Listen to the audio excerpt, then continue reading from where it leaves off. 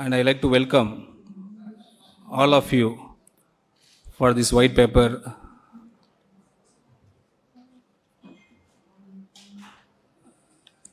release date. So we will go with the presentation. நான் வந்து ஒரு presentation வாயிலாக உங்களுக்கு எல்லாரையும் எக்ஸ்பிளைன் பண்ணணும்னு ஆசைப்படுறோம். ஸோ ஒரு ஸ்லைடும் இங்கே ப்ளே பண்ணுவாங்க. அதோட ஒரு ப்ரீஃப் நான் இங்கே ஒரு ஸ்லைடு பற்றி நான் கண்டினியூ பண்ணுவேன். ஒன்ஸ் அது ஒரு 20 to 21 ஸ்லைட்ஸ் இருக்குது. அந்த 21 ஸ்லைட்ஸ் முடிஞ்ச பிறகு we will continue with your questions. So till then, please cooperate with us. Thank you. You go to the first slide. First slide.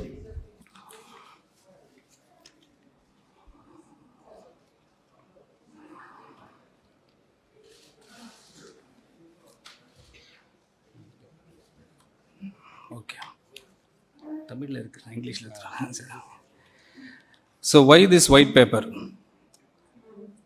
இன்று தமிழ்நாட்டின் மாநிலத்தின் கணக்கு புத்தகத்தை உங்கள் முன் திறந்து வைக்கிறேன். இது முழுமையான வெளிப்படைத்தன்மையுடன் ஆதாரங்களின் அடிப்படையிலும் உருவாக்கப்பட்ட ஒரு பகுப்பாய்வு கட்டமைப்பாகும். இங்கு இடம்பெறும் ஒவ்வொரு எண்ணிக்கையும் சரிபார்க்கப்பட்ட போது ஆவணங்களிலிருந்து எடுக்கப்பட்டுள்ளது. மாநில அரசின் பட்ஜெட் ஆவணங்கள், ரிசர்வ் பேங்க் ஆஃப் இந்தியா மற்றும் சிஏஜி சான்றெழுத்து தணிக்கை தரவுகள். இங்கு இடம்பெற்றுள்ள தகவலில் எந்த அரசியல் கட்சி வேறும் கருத்து என மறுக்க முடியாது. இவை அனைத்தும் மாநில அரசின் சொந்தமாக தணிக்கை செய்யப்பட்ட அதிகாரப்பூர்வ பதிவுகள். ஏன் இந்த 5 ஆண்டு காலப்பகுதி மட்டும்? அதைவிட நீண்ட காலத்து அல்ல. கொரோனா போர் தொற்றுக்கு பிறகு இந்தியாவின் அனைத்து மாநிலங்களுக்கும் ஒரு தொடக்க நிலையிலிருந்து பயணத்தை தொடங்கின. ஒரே மாதிரியான வெளிப்புற அதிர்வுகளை எதிர்கொண்டன. ஆகவே 2021-22 முதல் 25-26 வரையிலான காலப்பகுதியை கர்நாடகா, மகாராஷ்டிரா, குஜராத் போன்ற ஒத்த தொழில்துறை அமைப்பும் பொருளாதார அளவும் கொண்ட மாநிலங்களுடன் நியாயமான ஒப்பீடு செய்யக்கூடிய ஒரு காலப்பகுதியாகும். இந்த ஆய்வின் முக்கிய கண்டுபிடிப்பு என்னவென்றால், அந்த மாநிலங்கள் மீட்சி காலத்தை பயன்படுத்தி தங்களின் நீதி பற்றாக்குறைகளை கட்டுப்படுத்தி குறைந்ததுதான். ஆனால் தமிழ்நாடு அதற்கு நேர்முறையாக செயல்பட்டது. முக்கியமான ஒவ்வொரு அடிப்படை சுட்டிக்காட்டிலும் கட்டமைப்பு ரீதியான பின்னடைவு சந்தித்தது. திருக்குறள் 478 கூறுவது போல், வருவாய் குறைவாக இருப்பதிலும் தீமை இல்லை, செலவுகளை அளவுக்கு மீறாமல் இருந்தால் போதும். ஒரு உதாரணம் சொல்கிறேன். இந்த இதுக்கு குட்டி ஸ்டோரி, ஒரு ஸ்லைடுக்கு ஒரு குட்டி ஸ்டோரி மாதிரி ஒன்று சொல்லிடுறேன். ஒரு புயலால் 4 அண்டை வீட்டாரின் வீடுகள் வெள்ளத்தில் மூழ்கின என்று நினைத்து பாருங்கள். அப்போது யாருடைய வீடு பெரிது என்பதை பார்த்து மதிப்பிடுவதை நியாயமான ஒப்பீடு அல்ல. வெள்ளம் வடிந்த பிறகு யார் தங்கள் வீட்டை விரைவாக சீரமைத்து மீட்டு எடுத்தார்கள் என்பதை பார்க்க வேண்டும். 4 பேரில் 3 அதை செய்தார்கள், நாம் செய்யவில்லை. Next slide. Next.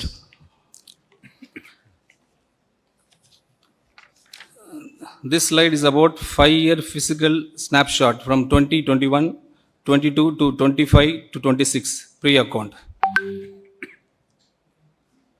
இந்த ஒரே அட்டைவணை முழு கதையும் ஒரே பார்வையிலே சொல்லிவிடுகிறது. ஒவ்வொரு வரியும் இந்த காலப்பகுதியின் தொடக்கத்திலிருந்து இறுதி வரை படித்து பாருங்கள். வருவாய் பற்றாக்குறை ரூபாய் 78,324 கோடியாக உயர்ந்துள்ளது. இதுவரை இல்லாத அதிகபட்சம். சொந்த வரி வசூல் முயற்சி 5.45% குறைந்துள்ளது. இதுவரை இல்லாத குறைந்தபட்சம். மூலதன செலவு 1.44% குறைந்துள்ளது. இது ஒப்பிடும்போது மாநிலங்களில் மிக குறைவு. கட்டாய செலவுகள் 64.4 உயர்ந்துள்ளன. இது ஒப்பிடும் மாநிலங்களில் மிகவும் அதிகம். கடன் 28.3% அளவிலேயே நிலைத்துள்ளது. எந்தவித நிதி ஒருங்கிணையும் இல்லை. மேலும் FRBM சட்டத்தின் 3% பற்றாக்குறை வரம்பு ஒவ்வொரு ஆண்டும் மீறப்பட்டுள்ளது. ஒரு உதாரணம், 5 ஆண்டுகளாக ஒருவரின் ஆண்டு உடலை அறிக்கையில் இரத்த அழுத்தம், இரத்த சர்க்கரை, உடல் எடை மற்றும் கொலஸ்ட்ரால் ஆகிய அனைத்தும் தொடர்ந்து மோசமடைந்து கொண்டே இருந்தால் ஒரு அளவில் மட்டுமே கவலைக்குரியதாக ஆகலாம்.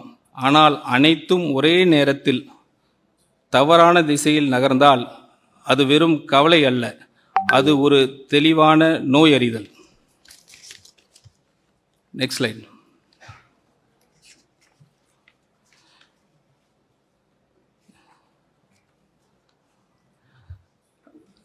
So this slide is about 6 key numbers. இது ரொம்ப முக்கியமான ஸ்லைடு.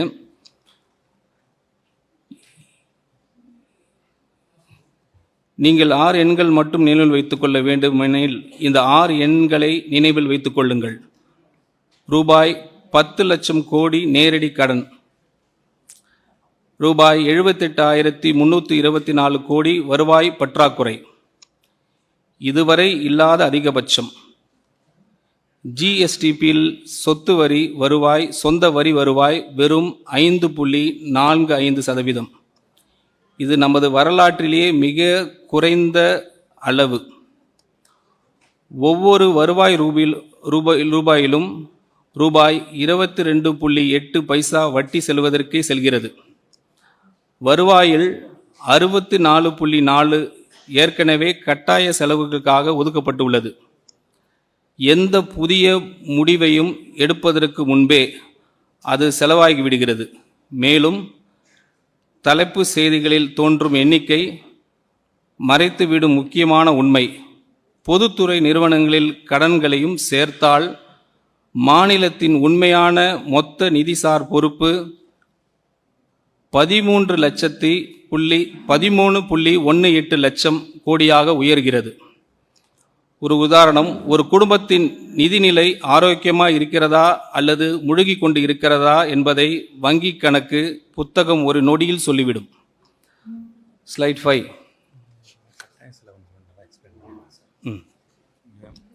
இந்த இதில் கட்டாயம் செலவுன்னு ஒன்று வருது இல்லையா, அதனால் என்ன அர்த்தம்னா, நம்ம கவர்மெண்ட் வந்து வட்டிக்காக செலவு பண்ணுறது, சேலரிஸ்க்காக செலவு பண்ணுறது, பென்ஷன்ஸ்க்காக செலவு பண்ணுறது, இந்த மூணு ஐட்டம் டுகெதர், அது 3 ஐட்டம் மட்டுமே 64% வந்து வருவாயிலேருந்து 66% வருது. இந்த 3 ஐட்டம். நெக்ஸ்ட் ஸ்லைட் சொல்லிட்டீங்களா? ஓகே. ஸோ சஸ்டைனபிள் டெப்ட் நியர்லி டபுள்ட் இன் 5 years. நெக்ஸ்ட் ஸ்லைட் அதை பற்றி பேசுகிறோம். இந்த முழு ஆவணத்திலே மிக முக்கியமான ஒரு உண்மை கவனியுங்கள். இந்த 5 ஆண்டு காலப்பகுதியில் மட்டும் தமிழ்நாடு ரூபாய் 4.87 லட்சம் கோடி புதிய கடனை சேர்த்து உள்ளது. அதாவது சுதந்திரத்துக்கு பிறகு மாநிலம் தனது முதல் 60 years சேர்ந்த மொத்த கடனை விட இந்த ஒரே 5 ஆண்டில் சேர்க்கப்பட்ட கடன் அதிகமாக உள்ளது. கடன் ஆண்டுக்கு சராசரியாக 14.3% வளர்ந்து உள்ளது. ஆனால் மூலதன முதலீடு வெறும் 8.3 மட்டுமே வளர்ந்து உள்ளது. இது நாம் கட்டமைப்புகளை உருவாக்குவதற்கு அல்ல, அன்றாட செலவுகளை சமாளிப்பதற்கான கடன் வாங்குகிறோம் என்பதற்கான தெளிவான சான்றாகும். ஒருவருக்கான கடன் பொறுப்பு கிட்டத்தட்ட இரட்டிப்பாகி ரூபாய் 1,28,934 உயர்ந்துள்ளது. இன்று தமிழ்நாட்டில் பிறக்கும் ஒவ்வொரு குழந்தையும் ₹1 கூட பொருளாதாரத்துக்கு பங்களிப்பதற்கு முன்பே இந்த கடன் பொறுப்புடன் பிறக்கிறது. குஜராத் 17.6, மகாராஷ்டிரா 19.7, கர்நாடகா 23.4 என்ற அளவில் உள்ளன. ஆனால் தமிழ்நாடு 28.3% என்ற நிலையிலே உள்ளது. இது பொதுவாக பாதுகாப்பானதாக கருதப்படும் 20% வரம்பை மிகவும் தாண்டியுள்ளது. ஒரு உதாரணம், ஒரு குடும்பம் வீடு கட்டப்பட்டதிலிருந்து கடந்த 60 ஆண்டுகளில் வாங்கிய மொத்த கடனை விட கடந்த 5 ஆண்டுகளில் அதிகமாக கடன் வாங்கியுள்ளது என்று நினைத்து பாருங்கள். அதிலும் அந்த கடன் புதிய சொத்துக்களை உருவாக்க அல்ல, அன்றாட செலவுகளை சமாளிக்க பயன்படுத்தி உள்ளது. Next slide. So 6th slide, interest now crowds out investment. அந்த ஸ்லைடில் நம்ம இப்போ ப்ரீஃப் பண்ணுறேன். இது அனைவரையும் கவலைக்குள்ளாக்க வேண்டிய ஒரு நிதி சார்ந்த அசாதாரண நிலை. நமது ஆண்டு வட்டி செலவு ரூபாய் 67,050 கோடியாக உயர்ந்து மாநிலத்தின் மொத்த மூலதன செலவை திட்டமான ரூபாய் 50,911 கோடியாக தெளிவாக மிஞ்சியுள்ளது. அதாவது எதிர்காலத்தை உருவாக்குவதற்காக செலவிடும் ஒவ்வொரு ரூபாய்க்கும் கடந்த கால கடன்களில் வட்டியை செலுத்துவதற்காக ரூபாய் 1.32 செலவாகிறது. இந்த நிலை முதலாக 2017-18 ஆண்டில் உருவானது.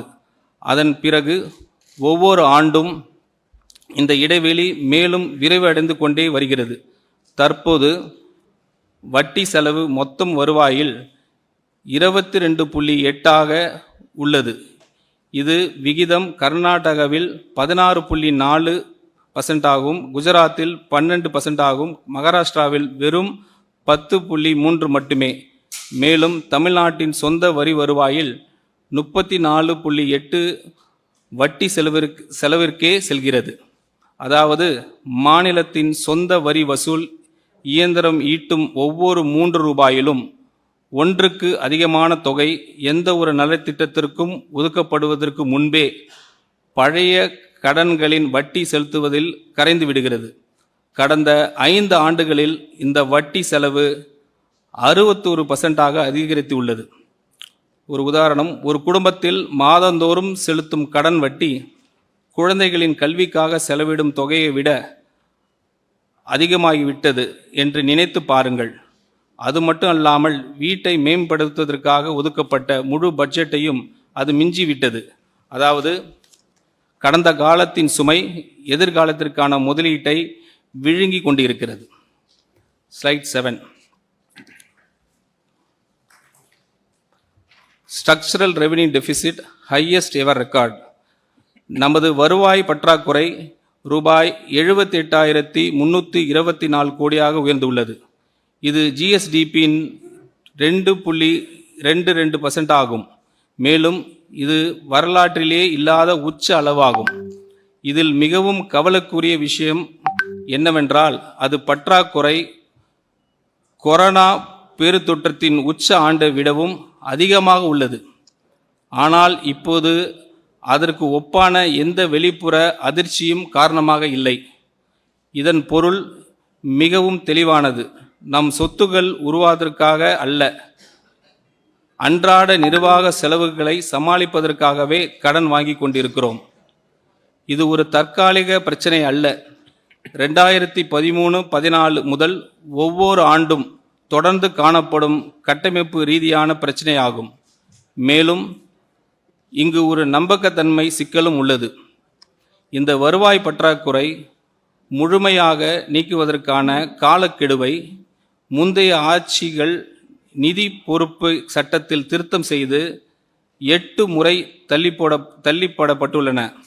2009, 2011, 2012, 2017, 2020, 2022, 2024, 2026, இப்போது 2027 என நிர்ணயிக்கப்பட்டுள்ளது.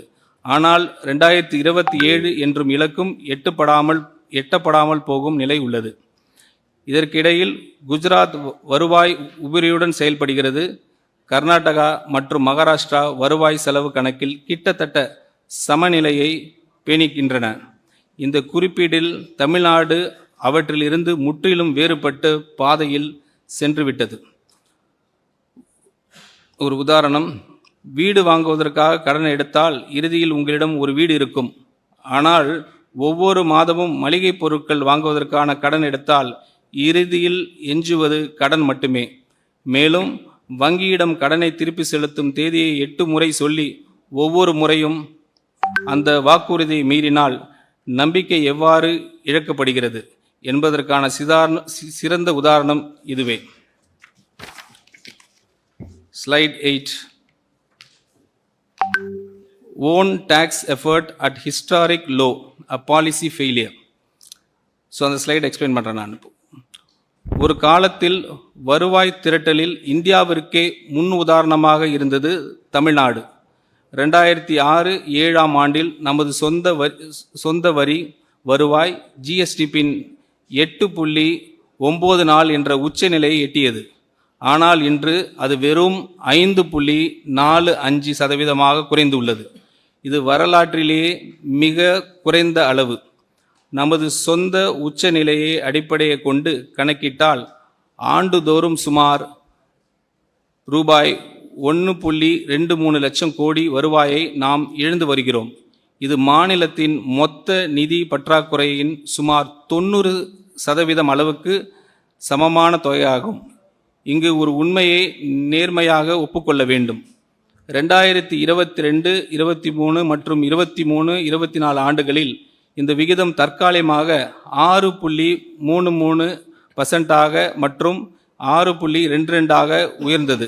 ஆனால் இது உண்மையான நிர்வாக சீர்திருத்தங்களின் விளைவு அல்ல. கொரோனா காலத்தில் ஒத்திவைக்கப்பட்டிருந்த வருவாய்கள் பின்னர் கணக்கில் சேர்க்கப்பட்டதன் தாக்கம் அது. அந்த முன்னேற்றத்தை தொடர்ந்து நிலைநிறுத்த நாம் தவறிவிட்டோம். இந்த வருவாய் இழப்பிற்கான 4 முக்கிய கசிவுகள் அனைவருக்கும் தெரிந்தவை. ஜிஎஸ்டி, வணிக வரித்துறையில் நிலவும் முறைகேடுகள் மற்றும் சரியான மதிப்பீடு செய்யப்படாத பரிவர்த்தனைகள். 2. முத்திரைத்தாள் கட்டணம், ஸ்டாம்ப் டியூட்டி, சந்தை மதிப்பை விட குறைவாக நிர்ணயிக்கப்பட்ட வழிகாட்டி மதிப்புகள். 3. மதுபான வருவாய் எக்ஸைஸ், ஒப்பிடப்படும் மாநிலங்களில் மிகவும் குறுகிய உரிமையளிப்பு முறை காரணமாக முறைசாரா சந்தை வளர்வதற்கான வாய்ப்பு. 4. சுரங்கத்துறை மைனிங், பரந்த இயற்கை வளங்கள் இருந்தும் கசிவுகளை காரணமாக நிலையான மற்றும் குறைந்த வருவாய் மட்டும் கிடைப்பது. இதில் மிக முக்கியமான செய்தி நம்பிக்கை அளிப்பதாகும். புதிய வரிகள் விதிக்காமல் கூட நிர்வாகத்தை நவீனப்படுத்தி இந்த கசிவுகளை அடைப்பதன் மூலம் மாநிலம் கணிசமாக அதிக வருவாய் ஈட்ட முடியும். அதில் ஒரு எக்ஸாம்பிள், 4 ஓட்டைகள் உள்ள ஒரு தண்ணீர் தொட்டியை போல அதில் மேலும் தண்ணீர் ஊற்றுவது, அதாவது புதிய வரிகள் விதிப்பது தீர்வு ஆகாது. முதலில் அந்த 4 ஓட்டைகளையும் அடைக்க வேண்டும். We move on to the next slide, slide 9. Revenue receipts and central transfer.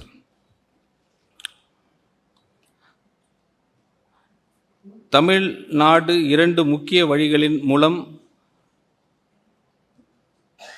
மத்திய அரசை சார்ந்துள்ளது.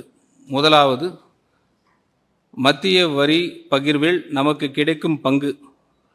10வது நிதிக்குழு காலத்தில் அது 6.64% இருந்தது. இன்று அது 4.097 குறைந்து உள்ளது. மேலும் ரூபாய் 56,819 கோடி அளவிலான நமது பங்கின் வளர்ச்சி ஒப்பிடப்படும் மாநிலங்களில் மிகவும் குறைவாக இருந்தது. இதற்கு காரணம் வரி பகிர்வு ஃபார்முலா, வருமான இடைவெளி, இன்கம் டிஸ்டன்ஸ், மக்கள் தொகை மற்றும் பரப்பளவு போன்ற காரணங்களுக்கு அதிக முக்கியத்துவம் அளிப்பதாகும்.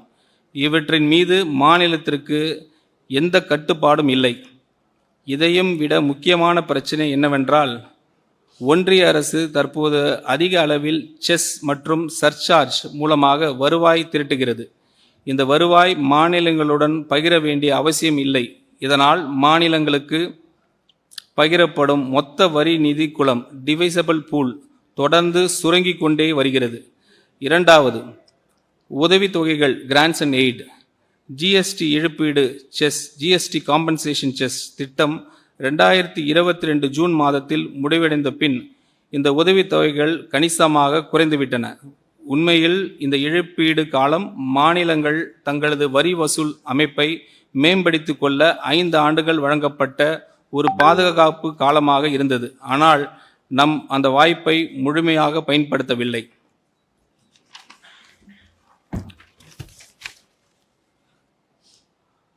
ஆனால் இவை அனைத்தும் கூறிய பிறகும்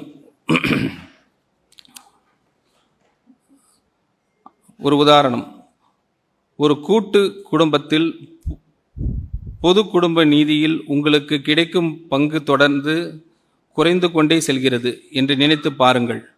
மேலும் முன்பு வாக்குறுதி அளிக்கப்பட்ட பரிசு இப்போது நீங்கள் ஏற்க முடியாத ஒரு நிபந்தனையுடன் வழங்கப்படுகிறது. இவை அனைத்தும் நிச்சயமாக பாதிப்பு ஏற்படுத்தும். ஆனால் அதே குடும்பத்தில் தங்களது சொந்த வியாபாரத்தை திறம்பட நடத்திய சகோதரர்கள் இன்னும் முன்னேறுகிறார்கள் என்பது உண்மை. ஸ்லைட் 10. கமிட்டட் எக்ஸ்பெண்டிச்சர் சார் சொன்ன மாதிரி 64.4 ஆஃப் ரெவென்யூ ப்ரீஎம்ப்டட். இது ரூபாய் 100 வருவாய் எடுத்துக்கொண்டு எளிமையாக விளக்குகிறேன். முதலில் வட்டி, ஊதியம் மற்றும் ஓய்வூதியம் போன்று நிர்ணயிக்கப்பட்ட தேதிகளில் கட்டாயமாக செலுத்த வேண்டிய செலவுகள் ரூபாய் 64.40 எடுத்துக்கொள்கிறேன். அதாவது வெறும் எதையும் செய்யும் முன்பே அந்த தொகை முழுவதும் செலவாகிவிடுகிறது. அதன் பின் வெளிப்படையாக அதிகம் தெரியாத இன்னொரு கட்டாய செலவு தொகை உள்ளது, ரூபாய் 23. இதில் உள்ளாட்சி அமைப்புகளுக்கு சட்டப்படி வழங்க வேண்டிய மானியங்கள், முத்திரைத்தாள் கட்டண மேலதிக வரிகள் இருந்து உள்ளாட்சி அமைப்புகளுக்கு கட்டாயமாக வழங்க வேண்டிய பங்குகள், மாநில கடன் பெற அனுமதிக்க மத்திய ஒன்றிய அரசு வலியுறுத்தும் மின்வாரிய இழப்பீடு நிதி உதவிகள், மேலும் ஓய்வூதிய திட்டத்தின் மாநிலம் வழங்க வேண்டிய இணை பங்களிப்பு ஆகியவை அடங்கும். இந்த இரண்டும் அடுக்குகளும் சேர்ந்து ஒவ்வொரு 100 வருவாயிலும் ரூபாய் 87 முழுமையாக எடுத்துக்கொள்கிறேன். இதனால் அனைத்து நலத்திட்டங்களுக்கும், சமூக பாதுகாப்பு திட்டங்களுக்கும் மற்றும் மூலதன கட்டமைப்பு முதலீடுகளையும் ஆகியவற்றை எஞ்சுவது வெறும் ரூபாய் 13 மட்டுமே. ரூபாய் 13 வைத்து ஒரு மாநிலத்தை நடத்துவதோ வளர்ச்சி பாதையில் முன்னேற்றுவதோ சாத்தியமில்லை. இதன் விளைவாக வழக்கமான அரசு திட்டங்களை கூட செயல்படுத்த மாநில கட்டாயமாக கடன் வாங்க வேண்டிய நிலைக்கு தள்ளப்படுகிறது. அந்த கடன் மேலும் கடனை உருவாக்குகிறது. அதிகரிக்கும் கடன் வட்டி செலவு உயர்த்துகிறது. அதிகரிக்கும் வட்டி செலவு அடுத்த ஆண்டில் எஞ்சும் அந்த ரூபாய் 13ஐயும் இன்னும் குறைக்கிறது. இவ்வாறு ஒரு தீய சுழற்சியை தொடர்கிறது. மேலும் புதிய உறுதியளிக்கப்பட்ட ஓய்வூதிய திட்டம் அஷ்யூர்ட் பென்ஷன் ஸ்கீம் ஆண்டுக்கு கூடுதலாக 5000 கோடி செலவை உருவாக்குகிறது. அதுவும் ஆண்டுதோறும் சுமார் 10% அதிகரிக்கும் என்று கணிக்கப்படுகிறது. ஒரு உதாரணம், மாதம் ரூபாய் 100 சம்பளம் பெறும் ஒருவரை நினைத்து பாருங்கள். அதில் வீட்டு கடன் தவணை, இஎம்ஐ, வீட்டு வாடகை மற்றும் குழந்தைகளின் பள்ளி கட்டணம் ஆகியவை 64 எடுத்துக்கொள்கின்றன. பின்னர் தவிர்க்க முடியாத மற்ற செலவுகள் 23 எடுத்துக்கொள்கின்றனர். இதனால் உணவு, மருந்து மற்றும் குழந்தைகளின் எதிர்கால தேவைகளுக்காக எஞ்சுவது வெறும் ரூபாய் 13 மட்டுமே. அப்போது எதிர்பாராத எந்த அவசர தேவையும் வந்தால் கடன் வாங்கி செயல்படுத்துகிறது. அதன் விளைவாக கடன் சுமை தொடர்ந்து பெருகிக் கொண்டே செல்கிறது. Slide 11. Capex crowded out lowest in peer groups. நுகர் செலவுகள் கட்டாய நிலையான செலவுகளும் பெரும்பாலான வருவாய் சாப்பிடுறதனால் எதிர்காலத்தை உருவாக்குவதற்கு ஒதுக்கப்படும் நிதி கிட்டத்தட்ட மறைந்துவிட்டது. நமது மூலதன செலவு கேபிட்டல் எக்ஸ்பெண்டிச்சர் ஜிஎஸ்டி பின் 1.44 குறைந்துள்ளது. இது ஒப்பிடும் மாநிலங்கள் பட்டியலில் மிகவும் குறைந்த அளவாகும். குஜராத் தனது ஜிஎஸ்டி பின் 2.86 அளவிற்கு முதலீடு செய்கிறது. ஆனால் தமிழ்நாடு அதில் பாதி அளவான முதலீட்டை மேற்கொள்கிறது. மொத்த அரசு செலவினத்தில் மூலதன உருவாக்குவதற்கான பங்கு தமிழ்நாட்டில் வெறும் 11.8 மட்டுமே. இது விகிதம் குஜராத்தில் 26.8 ஆகும். கர்நாடகாவில் 17 உள்ளது.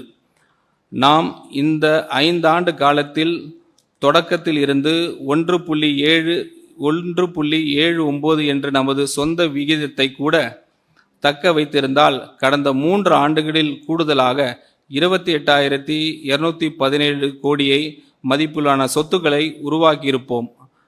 அந்த தொகையில் 1000 கிலோமீட்டருக்கு அதிகமான அதிக நெடுஞ்சாலைகள் அமைக்க முடியும் அல்லது 30 அதிநவீன சிறப்பு மருத்துவமனைகள் உருவாக்க முடியும் அல்லது 2000 பள்ளி கட்டிடங்கள் கட்டியிருக்க முடியும்.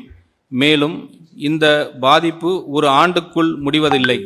அது தொடர்ச்சியான தாக்கத்தை ஏற்படுத்துகிறது. ஏனெனில் தனியார் முதலீடுகள் பெரும்பாலும் அரசின் உள்கட்டமைப்பு முதலீடுகளை பின்பற்றுகின்றன. எனவே மூலதன செலவினத்தை புறக்கணிப்பது தமிழ்நாட்டின் பொருளாதார இலக்கை நேரடியாக அச்சுறுத்துகிறது. ஒரு உதாரணம், தினசரி செலவுகளை சமாளிப்பதற்காக வீட்டை பராமரிப்பதையும் பழுது பார்ப்பதையும் நிறுத்திய ஒரு குடும்பத்தை நினைத்து பாருங்கள். காலப்போக்கில் சுவர்களின் விரிசல்கள் பெருகும், வீட்டின் மதிப்பு குறையும். புதிய முதலீட்டாளர்கள் அல்லது வாங்குபவர்கள் நன்றாக பராமரிக்கப்பட்ட அண்டை வீட்டாருக்கு செல்வார்கள். அதுபோலவே உள்கட்டமைப்பில் முதலீடு செய்யாத பொருளாதாரம் புதிய முதலீடுகளை ஈர்க்கும் திறனை இழக்கத் தொடங்கும். Slide 12. FRBM compliance rules revised never met. சட்டப்படி நிதி பற்றாக்குறை பிசிக்கல் டெபிசிட் ஜிஎஸ்டி பின் 3% என்ற வரம்பறிவில் உள் இருக்க வேண்டும். ஆனால் கொரோனா காலத்திற்கு பிறகு அந்த ஒவ்வொரு ஆண்டிலும் இந்த வரம்பு மீறப்பட்டுள்ளது. நடப்பு ஆண்டில் நிதி பற்றாக்குறை ரூபாய் 1,33,208 கோடியாக உயர்ந்துள்ளது. இது வரலாற்றிலேயே பதிவான மிக உயர்ந்த முழுமையான பற்றாக்குறை ஆகும். 2003 ஆண்டு முதல் நிதி பொறுப்பு சட்டம் பிசிக்கல் ரெஸ்பான்சிபிலிட்டி ஆக்ட் பல முறை திருத்தப்பட்டுள்ளது. ஒவ்வொரு முறையும் இலக்கு எட்டப்படாததால் அதை அடைவதற்கான காலக்கெடு மேலும் தள்ளி போடப்பட்டுள்ளது. இருப்பினும் சமீபத்திய 2025-26 இலக்கு மீறப்பட்டுள்ளது. தற்போது 3.8 என்ற அளவில் இருக்கும் நிதி பற்றாக்குறை கடுமையான நிதி சவால்களை எதிர்கொண்டு வரும். பஞ்சாப் மற்றும் கேரளா போன்ற மாநிலங்களின் நிலைக்கு தமிழ்நாட்டு கொண்டு சென்றுள்ளது. அதே நேரத்தில் குஜராத்தின் நிதி பற்றாக்குறை வெறும் 1.9 மட்டுமே உள்ளது. மேலும் இந்திய கணக்காய்வாளர் மற்றும் தலைமை CAG ஒரு ஆழமான கவலையும் சொல்லியிருக்கிறாங்க. ஒவ்வொரு ஆண்டும் உண்மையான நிதி பற்றாக்குறை பட்ஜெட் மதிப்பீடில் பட்ஜெட் எஸ்டிமேட்ஸ் கூறப்பட்ட அளவை விட அதிகமாக உள்ளது. அதாவது சட்டமன்றத்திற்கு தொடர்ந்து மிகைப்படுத்தப்பட்ட நம்பிக்கையூட்டும் எண்ணிக்கைகளை வழங்கப்பட்டு வந்துட்டு இருக்கு என்பது அதன் பொருள். எனவே நிதி நிலைமை சீர் செய்வதோடு மட்டுமல்லாமல் அரசின் நிதி அறிக்கைகள் மீதான நம்பிக்கைத்தன்மையும் மீட்டு எடுப்பது தீர்வின் முக்கிய அங்கமாகும். ஒரு உதாரணம், இந்த கடனை நிச்சயம் அடைந்து விடுவோம் என்று அலாரம் வைத்துவிட்டு 20 ஆண்டுகளாக அதை தொடர்ந்து ஒத்தி வைத்து வருவதைப் போல், அதாவது ஜனவரி மாதம் குடும்பத்தினரிடம் இந்த ஆண்டாவது சேமிப்போம் என்று கூறிக்கொண்டே 20 ஆண்டுகளாக எதுவும் செய்யாமல் அப்படியே விட்டுவிட்டா அதுதான் சூழலிப்பு. Slide 13. Contingent liabilities, the hidden debt. இன்னைக்கு தலைமை செய்திகளில் தெரியும், கடன் எண்ணிக்கை தாண்டி மறைந்து இருக்கும் நிதி சுமையை பார்ப்போம். நேரடி அரசு கடனை உள்ளே ரூபாய் 10 லட்சம் கோடிக்கு அப்பால் மாநிலத்தின் பொதுத்துறை நிறுவனங்களில் ரூபாய் 3,18,176 கோடி அளவிலான மறைமுக ஆஃப் பட்ஜெட் பொறுப்புகள் உள்ளன. இதனால் மாநிலத்தின் உண்மையான மொத்த நிதிசார் பொறுப்பு ரூபாய் 13,18 லட்சம் கோடியாக உயர்கிறது. இதில் மிகப்பெரிய ஆபத்து மின்துறையில்தான் உள்ளது. தமிழ்நாடு மின்வாரிய குழுமம் TNEB குரூப் ரூபாய் 1,82,361 கோடி அளவிலான குவிந்த இழப்புகளையும் 2,47,130 கோடி கடனையும் சுமந்து வருகிறது. கடந்த 5 ஆண்டுகளில் இந்த அமைப்பு தொடர்ந்து செயல்படுவதற்கு மட்டுமே அரசு ரூபாய் 1,45,185 கோடி பொது நிதியை வழங்கியுள்ளது. அது மட்டும் இல்லாமல் உச்ச நீதிமன்றம் உத்தரவின் காரணமாக அடுத்த 5 ஆண்டுக்கு கூடுதலாக ரூபாய் 11,800 கோடி வழங்க வேண்டிய கட்டாயம் ஏற்பட்டு உள்ளது. அதேபோல் மாநில போக்குவரத்து கழகங்கள் ரூபாய் 72,607 கோடி இழப்பை சந்தித்து உள்ளன. அவை இயங்கும் ஒவ்வொரு கிலோமீட்டருக்கும் ரூபாய் 78.81 செலவாகும் நிலையில் வருவாயாக கிடைப்பது வெறும் 25 ரூபாய் மட்டுமே. மேலும் தமிழ்நாடு நுகர்பொருள் வணிக கழகத்தின் சிவில் சப்ளைஸ் செயல்பாடு மூலதன கடன் 27,181 கோடியாக உயர்ந்துள்ளது. இதற்கான முக்கிய காரணம் உயர்ந்துள்ளது.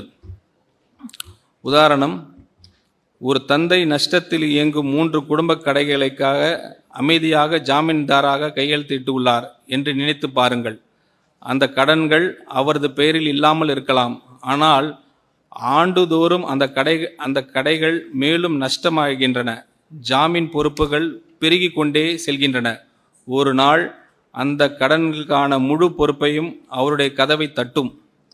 அதுபோலவே பொதுத்துறை நிறுவனங்கள் இழப்புகளுக்கு கடன்களும் இறுதியில் மாநில அரசின் நிதி சுமையாக மாறுகின்றன. Slide 14. The true debt picture. இப்போது முழு படத்தையும் ஒரு சேரா பார்ப்போம். சட்டமன்றத்தில் அதிகாரப்பூர்வமாக காட்டப்படும் ரூபாய் 10 லட்சம் கோடி நேரடி அரசு கடன் மாநிலத்தின் பொதுத்துறை நிறுவனங்கள் சுமக்கும் ரூபாய் 3,18,176 கோடி கடன்களையும் சேர்க்க வேண்டும். அதில் மின் விநியோகத்துறையின் கடன் ரூபாய் 1.7 லட்சம் கோடி, மின் உற்பத்தி துறையின் கடன் 1.3 லட்சம் கோடி, மின் பரிமாற்ற துறையின் கடன் ரூபாய் 31,000 கோடி, போக்குவரத்து கழகங்களின் கடன் ரூபாய் 44,000 கோடி. இது இல்லாமல் நுகர்பொருள் வணிக கழகத்தின் கடன் ரூபாய் 27,000 கோடி ஆகவே அடங்கி இருக்கின்றன. இதனுடன் குடிநீர் வாரியங்களில் ரூபாய் 7,776 கோடி குவிந்து இழப்புகளையும் சேர்க்க வேண்டும். மேலும் அரசின் உத்தரவாத பொறுப்புகள் கேரண்டிஸ் 65,659 கோடியில் இருந்து ரூபாய் 1,79,782 கோடியாக, அதாவது கிட்டத்தட்ட 3 மடங்கு உயர்ந்துள்ளன. இந்த அனைத்தும் சேர்த்து பார்த்தால் மாநிலத்தின் உண்மையான மொத்த நிதிசார் பொறுப்பு சுமார் 13.18 லட்சம் கோடி ஆகிறது. இந்த பெரிய வித்தியாசம் சட்டமன்றத்தில் தாக்கல் செய்யப்படும் வழக்கமான பட்ஜெட் ஆவணங்களில் முழுமையாக தெரிவதில்லை. அந்த மறைமுக தன்மையை முடிவுக்கு கொண்டு வந்து மாநிலத்தின் உண்மையான நிதிநிலையை வெளிப்படையாக மக்களுக்கும் சட்டமன்றத்திற்கும் முன்வைப்பதற்காக இந்த வெள்ளை அறிக்கை வெளியிடப்பட்டுள்ளது. அன்றாட வாழ்க்கையில் ஒரு உதாரணம், ஒரு குடும்பம் வங்கியிடம் தனது வீட்டு கடனை பற்றி மட்டும் சொல்லுது என்று நினைத்து பாருங்கள். ஆனால் குடும்ப தொழிலுக்காக மகள் மற்றும் மகன் பெயர்களில் எடுக்கப்பட்ட கடன்கள் குறித்து எதுவும் சொல்லப்படவில்லை. சில காலம் அது மறைந்திருக்கலாம். ஆனால் ஒரு கட்டத்தில் அந்த குடும்பம் தனது மொத்த கடன் சுமையின் உண்மையான அளவு எதிர்கொள்ள வேண்டிய சூழல் தவிர்க்க முடியாமல் வரும். அதே போலவே மாநிலத்தின் முழுமையான நிதி பொறுப்புகளும் ஒரு நாள் முழுமையாக கணக்கில் எடுத்துக்கொள்ளப்பட வேண்டிய அவசியம் இருக்கு. Slide 15. The demographic dimension growing old. So growing old before growing rich. இந்த அறிக்கையில் உள்ள ஒவ்வொரு எண்ணின் பின்னாலும் ஓடிக்கொண்டிருக்கும் நேர்கடிகாரம் இதுதான். இந்தியாவின் முக்கிய மாநிலங்களில் எதையும் விட வேகமாக முதியோர் சமூகமாக மாறிக்கொண்டிருப்பது தமிழ்நாடு தான். 2011ஆம் ஆண்டில் 10.6 இருந்த முதியோர் மக்கள் தொகை பங்கு 2031ஆம் ஆண்டில் 18.2 உயரும் என கணிக்கப்படுகிறது. மேலும் 2100ஆம் ஆண்டளவில் தமிழ்நாட்டின் மக்கள் தொகையில் கிட்டத்தட்ட பாதி பேர் முதியவர்களாக இருப்பார்கள். அதே நேரத்தில் தேசிய சராசரி சுமார் 27% மட்டுமே இருக்கும். வேலை செய்யக்கூடிய வயதினரின் ஒர்க்கிங் ஏஜ் பாப்புலேஷன் பங்கு ஏற்கனவே தனது உச்ச நிலையை எட்டியுள்ளது. இனி அது குறையத் தொடங்கும். அதே சமயம் முதியோர் சார்பு விதம் ஓல்ட் ஏஜ் டிபெண்டன்சி ரேஷியோ 20.6 இலிருந்து 32.7 உயரும். அதாவது வருமானம் ஈடுபவர்கள் குறைவாகவும் அவர்கள் சார்ந்து வாழ்பவர்கள் அதிகமாகவும் இருப்பார்கள். இதனுடன் சுகாதார செலவுகள், ஓய்வூதிய செலவுகள் தொடர்ந்து உயரும். இது 2 கத்திரிக்கோள் பக்கங்கள் ஒன்றுக்கு ஒன்று நோக்கி மூடப்படுவது போன்றவை.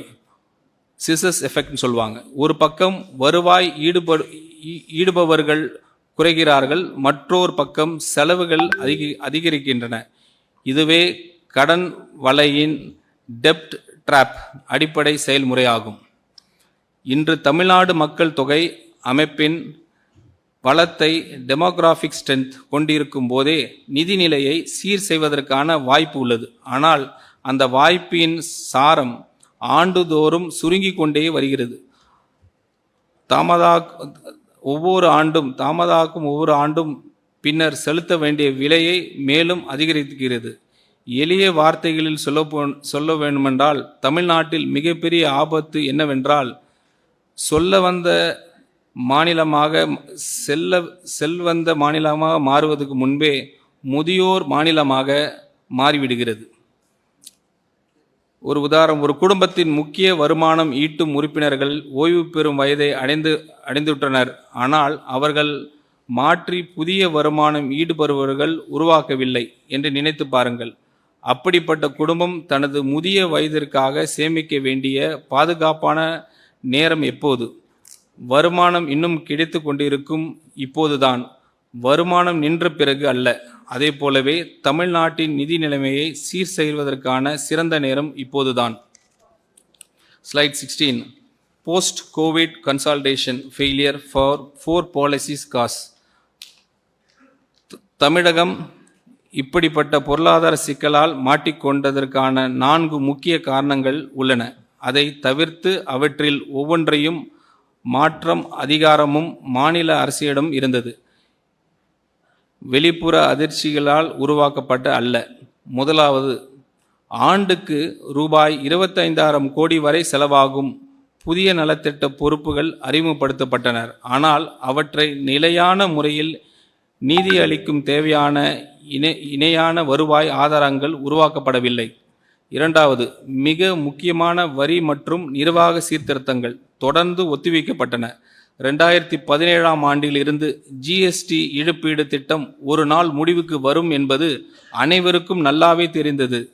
திடீரெல்லாம் நிறுத்தல இருந்த போதிலும் அந்த மாற்றத்திற்காக தயாராக வேண்டிய நடவடிக்கைகள் பொதுவான அளவில் மேற்கொள்ளப்படவில்லை. மூன்றாவது, அன்றாட நிதி பற்றாக்குறைகளை சமாளிப்பதற்காக மூலதன செலவுகளை தொடர்ந்து பலியிடப்பட்டன. அதன் விளைவாக ரூபாய் 31,55 கோடி மதிப்பிலான சொத்து உருவாக்க வாய்ப்பு இழக்கப்பட்டது.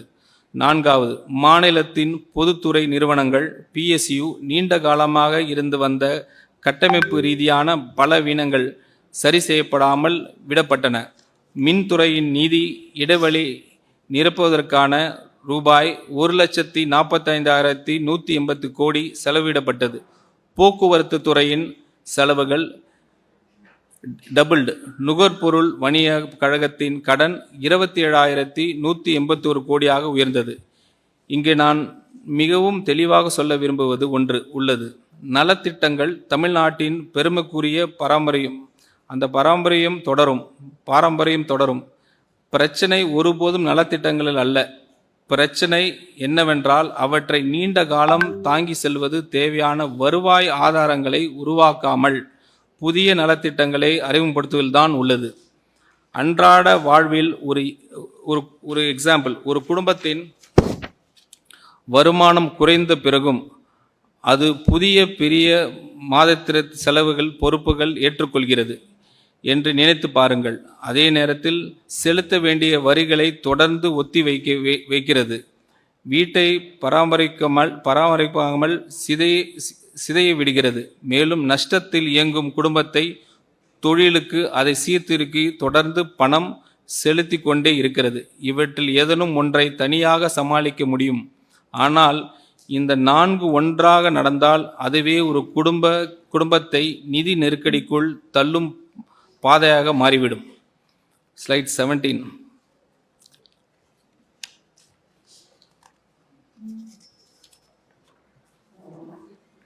Tamil Nadu vs Peers a comparative scoreboard. இந்த மதிப்பீடு அட்டவணை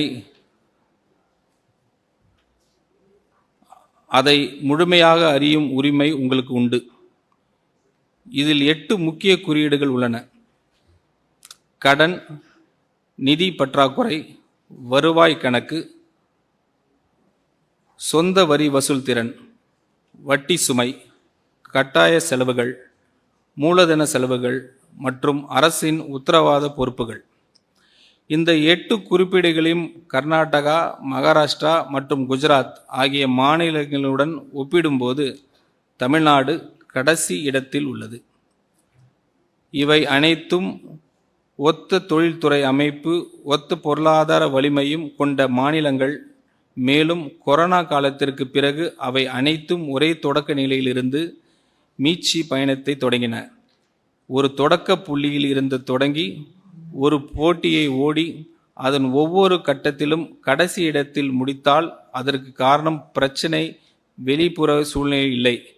இந்த வேறுபாடு வீதியில் உருவானதல்ல, நாம் எடுத்த முடிவுகளால் தான் உருவானது. அன்றாட வாழ்க்கையில் ஒரு எளிய உதாரணம். உங்கள் வகுப்பு தோழர்களிடம் மதிப்பெண் பட்டியலுடன் உங்கள் மதிப்பெண் பட்டியலும் அருகருகே வைக்கப்பட்டிருந்தால் என்று நினைத்து பாருங்கள். அனைவரும் ஒரே பள்ளியில் படித்தவர்கள், ஒரே பாடத்திட்டத்தை பின்பற்றியவர்கள், ஒரே தேர்வு எழுதியவர்கள். ஆனால் ஒவ்வொரு பாடத்திலும் நீங்கள் கடைசி இடத்தில் இருந்தால் அதற்கான நேர்மையான பதில் மதிப்பெண் பட்டியல் மறைப்பதல்ல, மாறாக நாம் எவ்வாறு படிக்கிறோம் என்பதை மாற்றுவதே சரியான பதிலாகும். Slide 18. The year ahead 2026-27 budget under scrutiny. இப்போது இந்த ஆண்டில் நிர்வகிக்க வேண்டிய நிதி இன்ஹெரிட்டன்ஸ் பார்ப்போம். இதில் உள்ள எண்ணிக்கைகளை குறித்து நாம் முழு வெளிப்படையை தன்மையுடன் பேச விரும்புகிறேன். இடைக்கால பட்ஜெட், இன்ட்ரிம் பட்ஜெட். மாநிலத்தின் சொந்த வரி வருவாய் ஒரு ஆண்டில் 19% வளரும் என்று கணித்துள்ளது. ஆனால் கடந்த 2 ஆண்டுகளில் கிடைத்த உண்மையான வளர்ச்சி வெறும் 6.8 மற்றும் 7.7 மட்டுமே. நடைமுறைக்கு ஏற்ற வகையில் 8% வளர்ச்சியை மட்டும் எடுத்துக்கொண்டால் பட்ஜெட்டில் இன்ட்ரிம் பட்ஜெட்டில் கணிக்கப்பட்டதை விட சுமார் 21,000 கோடி குறைவான வருவாய்தான் கிடைக்கும். மேலும் பட்ஜெட்டில் தவிர்க்க முடியாத 2 பெரிய செலவுகள் முழுமையாக அதில் காட்டவில்லை. ஒன்று, மின்வாரிய நிறுவனங்களின் இழப்பு ஈடுகட்ட ஆண்டுதோறும் வழங்க வேண்டிய சுமார் 16,000 கோடி நிதி உதவி. மற்றொன்று, உச்ச நீதிமன்றம் உத்தரவின் அடிப்படையில் கட்டாயமாக செலுத்த வேண்டிய ரூபாய் 11,800 கோடி. இதன் விளைவாக பட்ஜெட்டில் ரூபாய் 48,696 கோடி என காட்டப்பட்டுள்ள வருவாய் பற்றாக்குறை நடைமுறையில் சுமார் ரூபாய் 87,000 கோடியாக இருக்கும் வாய்ப்பு உள்ளது. அதாவது உண்மையான நிலையை விட கிட்டத்தட்ட 79% குறைவாக கணக்கிடப்பட்டுள்ளது. அதேபோல் உண்மையான நிதி பற்றாக்குறை பிசிக்கல் டெபிசிட் சுமார் ரூபாய் 1.6 லட்சம் கோடியாக இருக்கக்கூடும். ஆனால் மாநிலம் சட்டப்படி பெறக்கூடிய அதிகபட்சம் கடன் வரம்பு ரூபாய் 1,52,144 கோடி மட்டுமே. எனவே ஒரு புதிய திட்டத்தை கூட தொடங்குவதற்கு முன்பே ரூபாய் 8,000 கோடிக்கு அதிகமான நிதி இடைவெளி ஃபண்டிங் கேப் உருவாகிறது. இந்த இடைவெளி இருப்பது நேர்மையாக ஏற்றுக்கொள்வதுதான் அதை சரி செய்வதற்கான முதல் மற்றும் மிக முக்கியமான படியாகும். ஒரு உதாரணம், கடந்த சில ஆண்டுகளில் உங்கள் சம்பளம் உயர்வு வெறும் 7% மட்டும் இருந்தபோதும் இந்த ஆண்டு எனக்கு 19% உயர்வு கிடைக்கும் என்று கருதி குடும்பத்தை செலவு திட்டத்தை அமைப்பது போன்றது. அதே நேரத்தில் மிகப்பெரிய 2 மாதத்திர கட்டணங்களையும் உங்கள் குறிப்பீடில் எழுதாமல் விடுவீர்கள். அப்படிப்பட்ட திட்டம் காகிதத்தில் அழகாக தோன்றலாம், ஆனால் மாத இறுதியில் உண்மையான நிலை அத்திட்டம் வாக்குறுதி அளித்தபடி இருக்காது. Slide 19. 6 principal findings. The cumulative picture. நிறைவாக சொல்வதற்கு முன் இந்த 6 முக்கிய கண்டுபிடிப்புகளையும் ஒரு முழு படமாக பாருங்கள். 5 ஆண்டுகளில் கடன் it has doubled. வட்டி செலவு மூலதன முதலீடு செலவை மிஞ்சி உள்ளது. வருவாய் பற்றாக்குறை கட்டமைப்பு ரீதியாக மாறியதோடு வரலாற்றிலே மிக உயர்ந்த நிலையை எட்டியுள்ளது. சொந்த வரி வசூல் திறன் கடுமையாக சரிந்துள்ளது. பொருளாதார பலவீனத்தால் அல்ல, வருவாய் கசிவுகள் மற்றும் ஒத்திவைக்கப்பட்ட சீர்திருத்தத்தினால் கட்டாய செலவுகள் வளர்ச்சிகன நிதியை ஒவ்வொரு ரூபாயிலும் வெறும் 13 பைசா அளவுக்கு குறைந்துவிட்டன. மாநிலத்தின் உண்மையான மொத்த நிதிசார் பொறுப்பு ரூபாய் 13.18 லட்சம் கோடியாக உயர்ந்துள்ளது. இவை 6 தனித்தனி பிரச்சனைகள் அல்ல, இவை அனைத்தும் ஒரே கட்டமைப்பு ரீதியான நோயின் 6 அறிகுறிகள். மேலும் ஒவ்வொன்றும் மற்றொன்றை ஊக்குவிக்கிறது. அதிகரிக்கும் கடன் வட்டி செலவு உயர்த்துகிறது. உயரும் வட்டி செலவு மூலதன முதலீடை சுருக்கிறது. குறைவான முதலீடு பொருளாதார வளர்ச்சியை மந்தமாக்கிறது. மந்தமான வளர்ச்சி வருவாய் உயர்வை பலவீனப்படுத்துகிறது. பலவீனமான வருவாய் மேலும் கடன் வாங்க வேண்டிய நிலையை உருவாக்குகிறது. இவ்வாறு ஒரு தீய சுழற்சி தொடர்ந்து இயங்குகிறது. இதன் விளைவாக அடுத்த தலைமுறைகள் சுமக்க வேண்டிய நிதி பொறுப்பின் பெரும் பகுதி ஏற்கனவே உறுதியாகிவிட்டது. அதனால்தான் நாம் நடவடிக்கை எடுக்க வேண்டிய தேவை இருக்கு. அதுவும் உடனடியாக நடவடிக்கை எடுக்க வேண்டும். ஒரு உதாரணம், இது 6 வெவ்வேறு நோய்கள் அல்ல, ஒரு நோய் 6 விதமான அறிகுறிகள் வெளிப்படுத்துகிறது. ஒவ்வொரு அறிகுறியும் தனித்தனியாக சிகிச்சை அளித்தால் முழுமையான குணமடைய முடியாது. நோயின் அடிப்படை காரணத்தை ஒருங்கிணைத்து முறையில் சிகிச்சை அளிக்க வேண்டும். மேலும் அது தாமதமாக அல்ல, ஆரம்பத்திலேயே செயல்பட வேண்டும். Slide 20. The way forward, challenging but not hopeless. கடுமையான இந்த சூழல் இருந்து வெளியேறும் பாதை இதோ. அதில் மிக வலிமையான கருவி, மிகவும் எளிமையானது நிர்வாகத்திறன். ஒரு வரி விதத்தை கூட உயர்த்த வேண்டிய அவசியம் இல்லை. நமது நிர்வாக அமைப்பு மேம்படுத்தி ஊழியர்களின் செயல்திறனை உயர்த்தி வருவாய் கசிவுகளை தடுத்து ஊழலை ஒழிப்பதன் மூலம் இயல்பாகவே அரசின் வருவாய் அதிகரிக்க முடியும். சுத்தமான நேர்மையான சுத்தமான நேர்மையான நிர்வாகமே ஒரு முக்கியமான நிதிசார் சொத்தாக மாறுகிறது. இந்த திட்டம் 6 முக்கிய நடவடிக்கைகள் மீது அமைகிறது. வணிக வரித்துறை, கமர்ஷியல் டாக்ஸ், ஸ்டாம்ப்ஸ், முத்திரைத்தாள் கட்டணம் மற்றும் மைனிங் ஆகியவற்றில் உள்ள வருவாய் கசிவுகளை அடைப்பது. போட்டித்தன்மை கொண்ட திறந்த ஒப்பந்த முறைகள், காம்படிட்டிவ் டெண்டரிங் மூலம் கொள்முதல் செலவுகளை குறைப்பது. பொதுத்துறை நிறுவனங்கள், PSU கட்டமைப்பு ரீதியாக சீர்திருத்துவது. மின்துறைக்கு நீடித்த நிலையான கட்டண அமைப்பு, போக்குவரத்து துறைக்கு வழித்தட செயல்களின் மேம்பாடு, நுகர்பொருள் வணிக கழகத்திற்கு கொள்முதல் முறைகளின் சீர்திருத்தம்.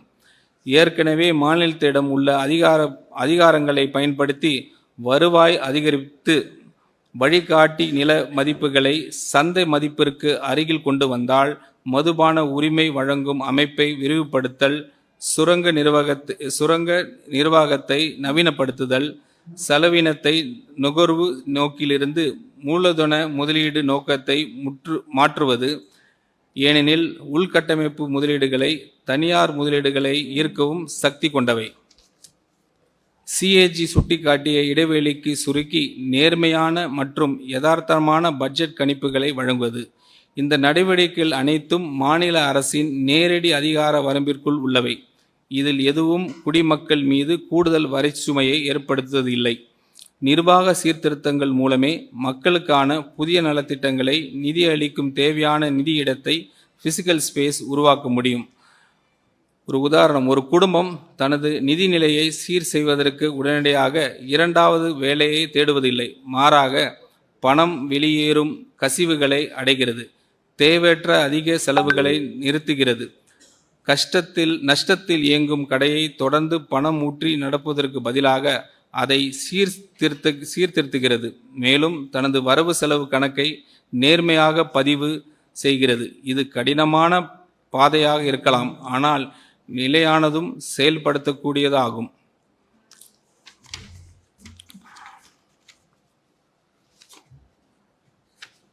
Slide 21, the last one. The purpose of this white paper. Thiruvalluvar கூறுகிறார், அளவுக்கு மீறினாலும் அளவுக்கு குறைந்தாலும் சமநிலையின்மை துன்பத்தை உருவாக்கும். அவர் உடல்நலத்தை பற்றி கூறிய இந்த உண்மை ஒரு மாநிலத்தின் நிதிநிலைக்கும் அப்படியே பொருந்துகிறது.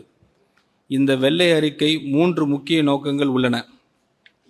வெளிப்படைத்தன்மை, டிரான்ஸ்பரன்சி.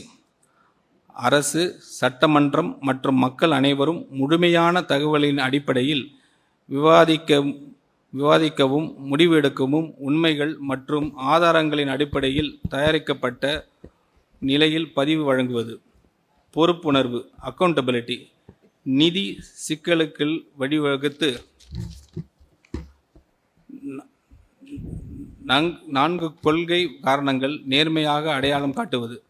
வருவாய் ஆதாரமின்றி மேற்கொள்ளப்பட்ட புதிய பொறுப்புகள், தொடர்ந்து ஒத்திவைக்கப்பட்ட சீர்திருத்தங்கள், பலியிடப்பட்ட மூலதன முதலீடுகள், சீர்திருத்தப்பட்ட பொதுத்துறை நிறுவனங்கள். தேர்ட் ஒன், கரெக்ஷன், திருத்தம். வருவாய் கசிவுகளை அடைத்து அரசு செலவுகள் தரத்தை உயர்த்துவது. பொதுத்துறை நிறுவனங்கள் சீர் செய்து கடன் சுமையை பொறுப்புடன் நிர்வகிப்பது. மேலும் இந்த ஒரு பட்ஜெட்டையும் தாண்டி நீடிக்கும் தூய்மையான ஊழலற்ற நிர்வாகத்தை வழங்குவது. இந்த எண்ணிக்கைகள் மனதில் வைத்துக் கொள்ளுங்கள். 10 லட்சம் கோடி நேரடி அரசு கடன், 78,324 கோடி வருவாய் பற்றாக்குறை. ஒவ்வொரு குடிமகனின் தலையிலும் ரூபாய் 1,28,934 கடன் பொறுப்பு. ரூபாய் 13.18 லட்சம் கோடி உண்மையான மொத்த நிதிசார் பொறுப்பு.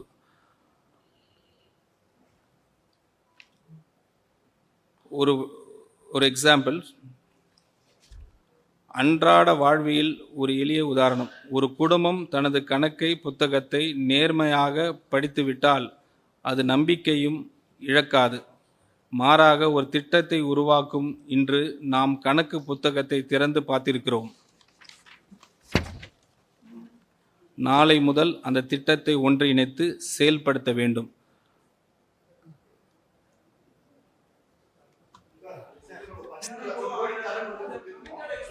சார் சார் தமிழ்நாட்டினுடைய கடன் 10 லட்சம் கோடியாக இருக்கக்கூடிய தமிழ்நாடு நிலையில அரசு மகளிர் உரிமை தொகைக்காக எவ்வளவு செலவினங்களை ஒண்ணு பண்ணலாம். ஒன்று செய்யலாமா? ஒரு நிமிஷம் எல்லாரும் அமைதியா இருங்க, கொஞ்சம் அமைதியா இருங்க. ஒன்று செய்யலாம். இப்போ எல்லாரும் சைமல்டேனியஸாக பேசினா ஒன்று சரி வராது. நம்ம ஒன்றா கொஞ்சம் நீங்கள் ஐம் ஷூர் எல்லாருமே ரேண்டமாக நான் அப்படி எடுக்கிற சொல்கிறோம். நீங்கள் அப்புறம் ஆரம்பிங்க, சரியா? ஓகே, ஒரு நிமிஷம் வெயிட் பண்ணுங்க. This late. நீங்கள் ஆரம்பிங்க ஃபஸ்ட்டு, சொல்லுங்கள்.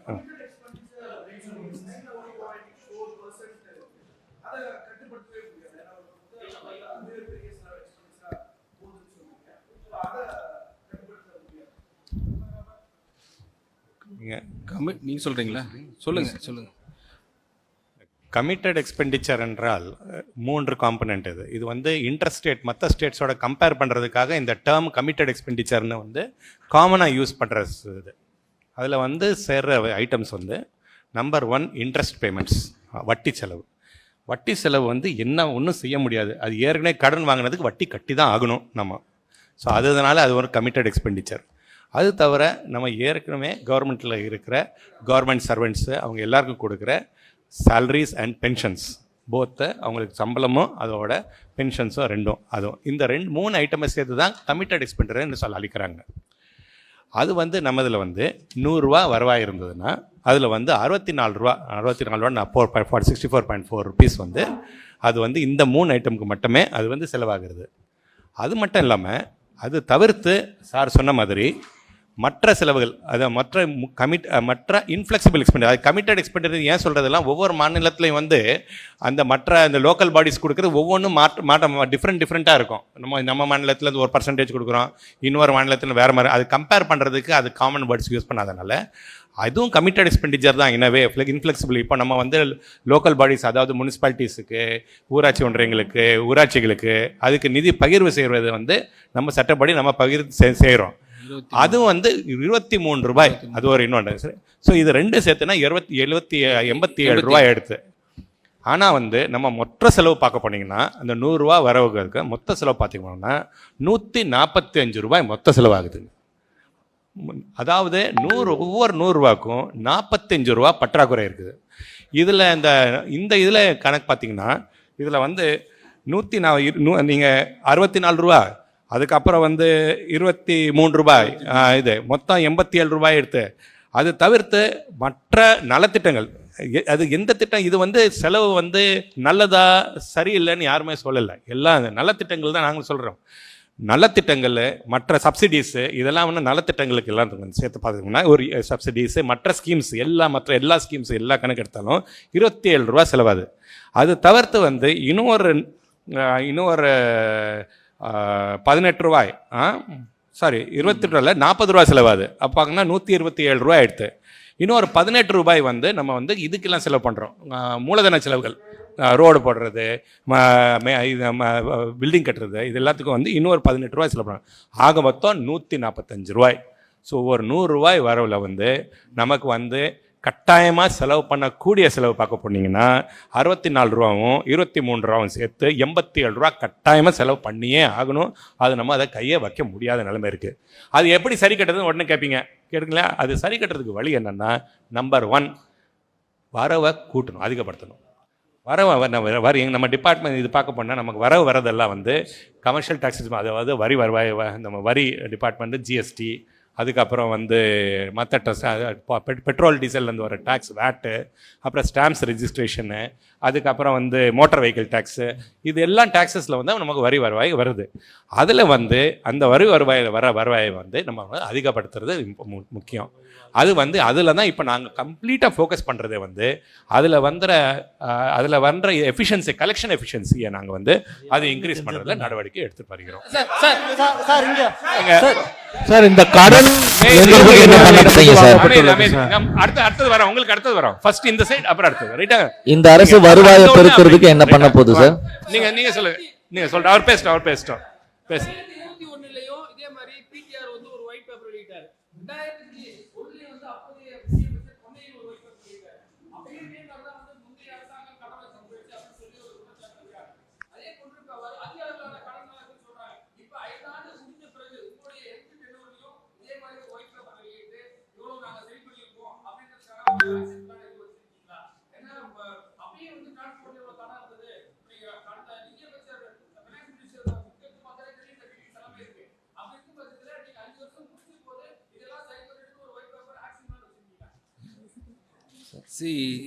இந்த இப்போ நாங்கள் அனௌன்ஸ் பண்ணது வந்து just facts what is available the datas the CAG and RBI.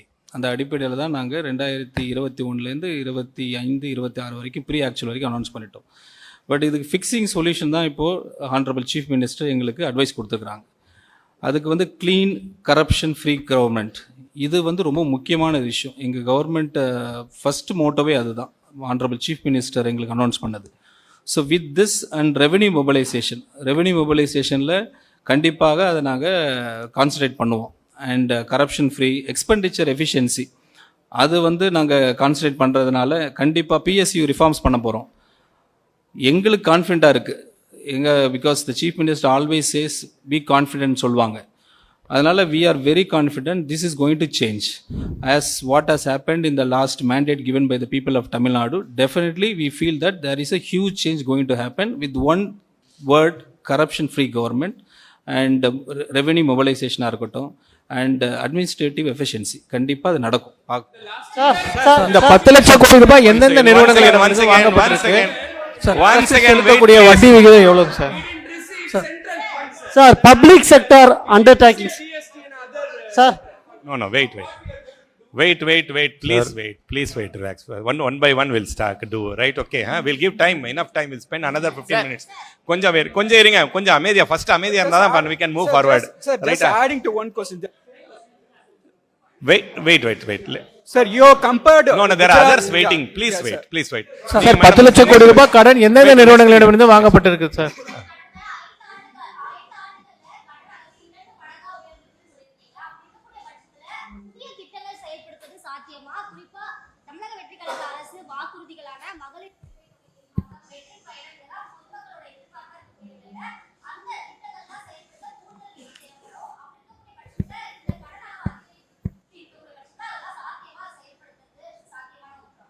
Very நியாயமான கேள்வி. தி பொசிஷன் நீங்கள் பார்த்தீங்க, let explain the position. And ஆரம்பத்தில் let us make it one thing absolutely clear. இந்த exercise is not to pinpoint at any previous regime. Let us be very clear about this point, ரைட்டுங்களா? Just position about what is the current position.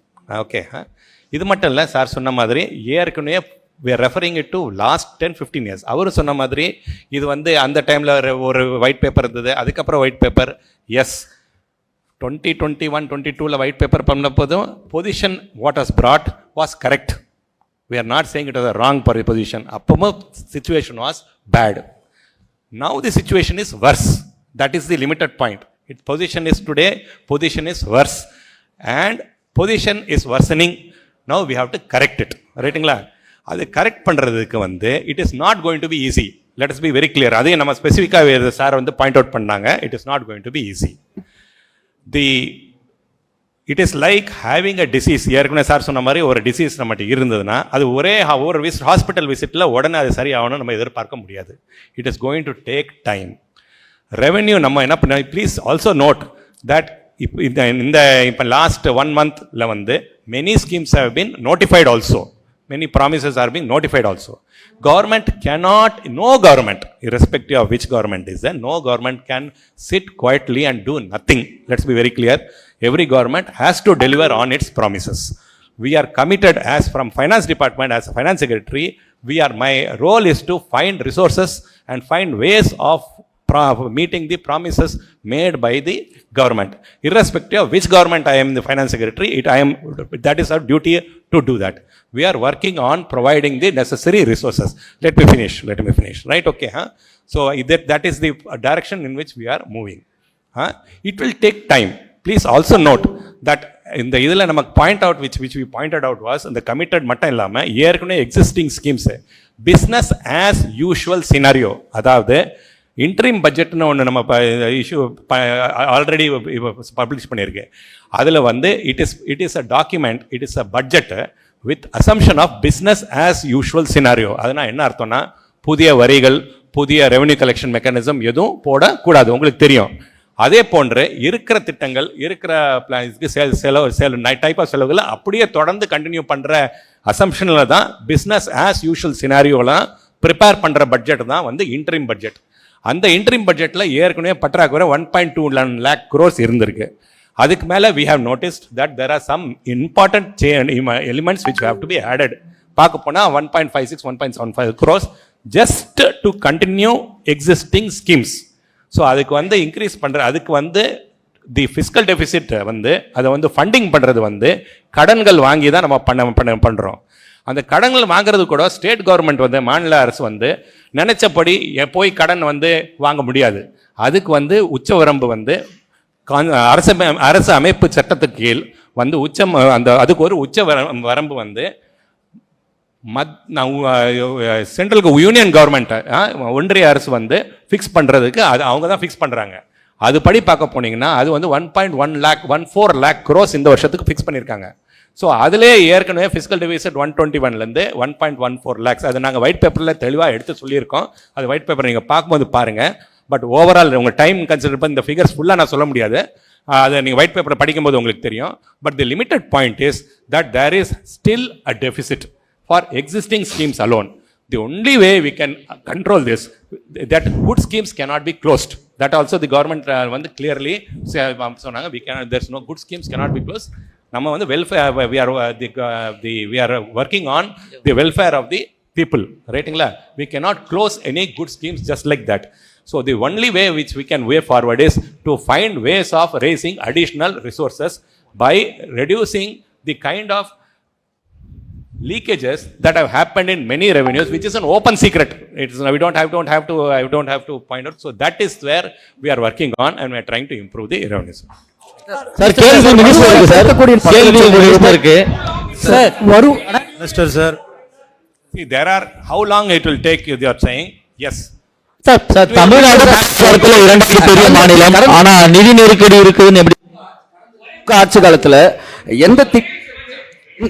எந்த திட்டத்துக்கு தேவையில்லாத ஒரு நிதி, அதுதான் சொல்றேன். எந்த திட்டமோ இப்பதான் நான் உங்கள்கிட்ட சொன்னேன், எந்த திட்டமோ எனி ஸ்கீம் நீங்க பதில் சொல்லிடுங்க சார். இல்ல எந்த திட்டத்துக்கு நீங்க என்ன சொல்றீங்க, எந்த திட்டமோ தேவையில்லாம இருக்குது, that is not the point at all. Welfare is Tamil Nadu எல்லா welfare scheme it's our pride. No நீங்க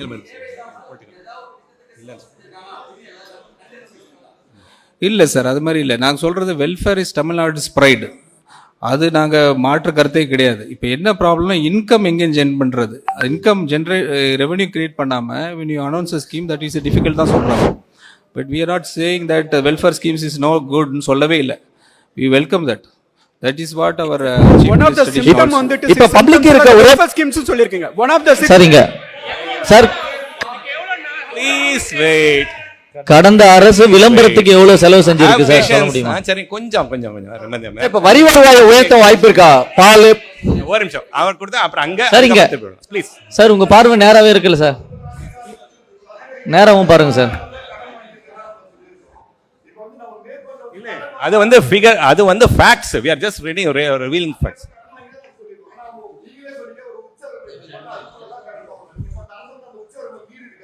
அதை அமெண்ட்மெண்ட் பண்ணிட்டு இருக்காங்களா சார்? அது அந்த உச்சவரம் நீங்க சொல்ற வந்து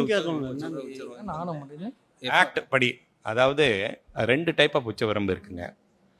ஒன்று வந்து உச்சவரம்பு வந்து ஆக்ட்ல ஃபிஸ்கல் FRBM ஆக்ட், அதாவது ஃபிஸ்கல் ரெஸ்பான்சிபிலிட்டி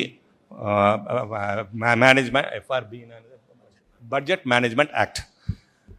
அந்த ஆக்டில் வந்து நமக்கு வந்து ஃபிஸ்கல் டெபிசிட் 3% மேலே இருக்கக்கூடாதுன்னு நம்மளோட கதை. அதுதான் ஐடியல். 3% மேலே ஏறுறது இட் இஸ் நாட் குட். அது அன்ஃபார்ச்சுனேட்லி அது 3% மேலே not now for quite some time இருந்துட்டு வருது. There's no as I said there's nothing to blame anybody. இருந்துட்டு வருது, ரைட்டுங்களா? இது கவர்மெண்ட் ஆஃப் இந்தியா பர்மிஷன் வாங்கி தான் every borrowing can be done. So government permission இல்லாமல் எந்த பாரோயிங்கும் செய்யப்படவும் இல்லை, செய்யப்படவும் முடியாது. ஸோ அந்த உச்சவரம்புக்கு உள்ள தான் இருக்குது. No denial about that fact also. But the fact remains that the loan levels are very high for us, and that is all that has been pointed out. It is not to say that it has crossed the lower level beyond what government of India has allowed. Revenue பெருக்கக்கூடிய சரிங்க. நிலையில சரிங்க, நேரா sir. கடன் சிதி எந்த sir வங்கியில வாங்கியிருக்கீங்க Sidi sir இங்க நேரா ஸ்ட்ரைட் பாருங்க சார் ரெவென்யூ இன்க்ரீஸ் பண்ணக்கூடிய நிலையில கடந்த சார் இங்க மினிஸ்டர் சார் கடந்த அரசு விளம்பரத்துக்கு எவ்வளவு செலவு செஞ்சிருக்குன்னு ஏதாவது டீடைல் இருக்கு அதுல ஏதாவது தெளிவு கிடைக்குமா சார் வில்சன் சார் இங்க Wait, last 3 questions let's honorable minister ask. வரை இல்லாத அளவுக்கு உச்சத்தில் இருக்குன்னு சொல்லியிருக்கிறீங்க. அந்த வருவாய் பற்றாக்குறைக்கான அந்த காலக்கெடுவை நீக்கிறதுக்கு எந்த ஒரு திருத்தத்தையும் மேற்கொள்ளாம 8 வருஷமா தள்ளி போட்டிருக்காங்கன்னு அமைச்சர் பேசும்போது சொன்னாரு. மீண்டும் சட்டமன்ற கூட்டத்தொடர் கூட போது இந்த முறை அந்த சட்டத்தை தள்ளி போடுறதுக்கு திட்டம் இருக்கா இல்ல அந்த காலக்கெடுவை நீக்கிறதுக்கான நடவடிக்கையில் எது எடுக்க போறீங்களா? ஒன்று. ரெண்டாவது, உறுதியளிப்பு ஓய்வூதிய திட்டத்தில் ஒவ்வொரு வருஷமும் 5000 கோடி ரூபாய் அதிகமாக செலவாகும்னு நீங்க சொல்லியிருந்தீங்க. ஒவ்வொரு வருஷமும் அது 10% எக்ஸ்ட்ரா ஆகும்னு சொல்லியிருந்தீங்க. புதிய ஆட்சி வந்த பிறகு அந்த திட்டத்தை தொடர்றதா திட்டம் இருக்கா இல்ல அதுக்கு மாற்று ஏற்பாடுகள் ஏதாவது நடவடிக்கை எடுக்க போறீங்களா? கொஸ்டின் பொறுத்த வரைக்கும் sir, we are very clear that we have just formed the government under the guidance of the Chief Minister, Honorable Chief Minister of Tamil Nadu. So we have analyzed the entire thing what has happened in the past. சொன்ன மாதிரி இது 60 ஆண்டுகள் கடன் சுமைன்றது முதல் இந்த 5 ஆண்டுகளில் வாங்கியிருக்கிறாங்க. we definitely need time. அந்த டைமில் எந்த மாற்றம் கிடையாது. அதில் வந்து கண்டிப்பாக தள்ளி போட்டு தான் ஆகணும். அந்த முதல் கொஸ்டின். ரெண்டாவது கொஸ்டின் என்ன கேட்டிங்க? ரெண்டாவது கொஸ்டின் வந்து தமிழ்நாடு உறுதியளிப்பு ஓய்வூதிய திட்டத்தில் ஒவ்வொரு வருஷமும் 5000 கோடி ரூபாய் அதிகமாகும். அதாவது தமிழ்நாடு அரசுக்கு செலவு வந்து 5000 கோடி அதிகமாகுதுன்னு சொன்னீங்க. அதோட அதுவே ஒவ்வொரு வருஷத்துக்கும் 10% எக்ஸ்ட்ரா ஆகும் அப்படின்னு கணிச்சிருக்கிறதையும் சொன்னீங்க. இப்போ புது கவர்மெண்ட் வந்ததுக்கு அப்புறமும் அந்த உறுதியளிப்பு ஓய்வூதிய திட்டமே தொடருமா இல்ல பழைய ஓய்வூதிய திட்டம் கொண்டு வரதுக்கு தேர்தல் வாக்குறுதியில் சொன்ன மாதிரி பழைய ஓய்வூதிய திட்டம் கொண்டு வருமா? என்ன நடவடிக்கை எடுக்கிறாங்க? Steps we will decide very shortly. அதை நாங்கள் கண்டிப்பாக அதை சீஃப் மினிஸ்டர் கவனத்துக்கு கொண்டு போவோம். அவரோட படி டிசைட் பண்ணுவோம்.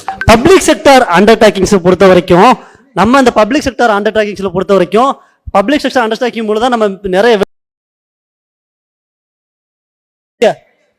இங்க 200 யூனிட் மின்சாரம் கொடுத்துட்டு இருக்கோம், பஸ்ஸில் வந்து நிறைய கொடுத்துட்டு இருக்கோம். அப்படி நிறைய கொடுக்கும்போது பப்ளிக் செக்டர் அண்டர்டேக்கிங்ஸை வந்து ஒரு லாபத்திலேயோ இந்த நஷ்டம் ஆகாமல் இப்போ இயக்குறதுக்கு வாய்ப்பு இருக்கா?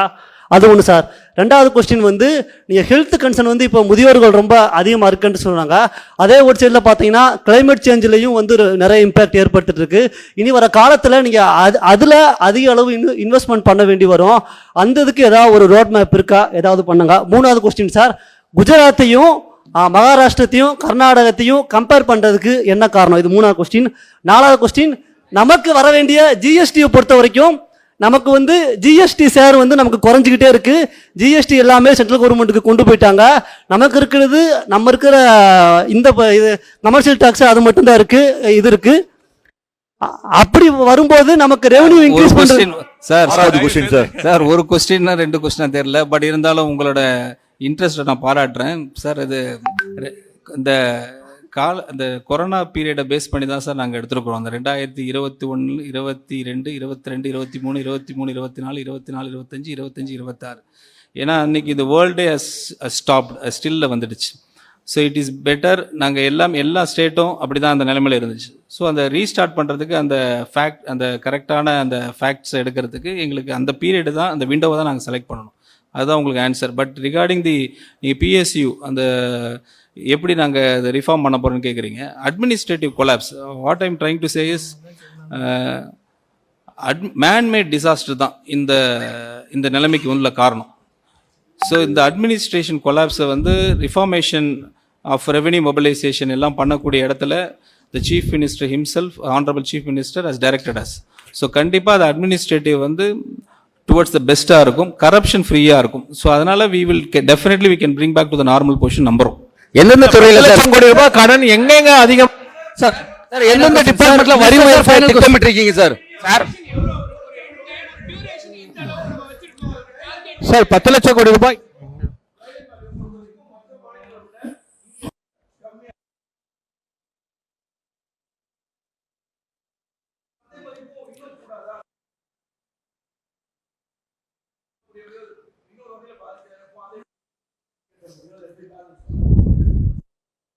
Last year what has happened everybody knows. இங்கே இருக்கிறவங்க எல்லாருக்கும் டிரான்ஸ்பரண்ட் தான். இது யாருக்கும் ஒளிவு மறைவே கிடையாது.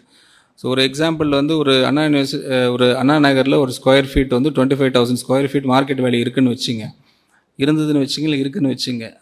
அது போன இதில் வந்து ஒரு 3500 கைட்லைன் வேல்யூவில் அண்டர் வேல்யூ பண்ணியிருக்கக்கூடிய அளவுக்கு இன்ஃப்ளூயன்ஸ் பண்ணியிருக்காங்க. அதோட அடிப்படையில் தான் அந்த லீக்கேஜ் நிறைய வந்திருக்கு. ஸோ அதுதான் நான் ஏற்கனவே சொன்ன மாதிரி everything is under administration. Corruption இல்லாத ஒரு கவர்மெண்ட் தான் ஹானரபிள் சீஃப் மினிஸ்டரோட எய்ம் அண்ட் மோட்டோ. ஸோ அந்த அடிப்படையில் பார்த்தா எல்லா லீக்கேஜும் ஃபிக்ஸ் பண்ணிட்டாலே I think we can move on from what we are in right now. Sir வணக்கம். 10 லட்சம் கோடி ரூபாய் கடன் மொத்த நிதி excuse me sir, sir.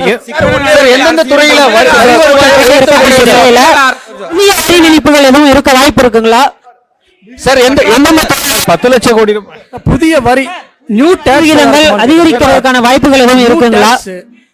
Sir நீங்க இப்ப சார் நீங்க ரெவென்யூ இன்க்ரீஸ் பண்ணக்கூடிய நிலையில நியூ டாக்ஸ் ஒட்டுமொத்த நிதிச்சுமை 13,1,8 கோடி இருக்கக்கூடிய நிலையில சார் சார் சார்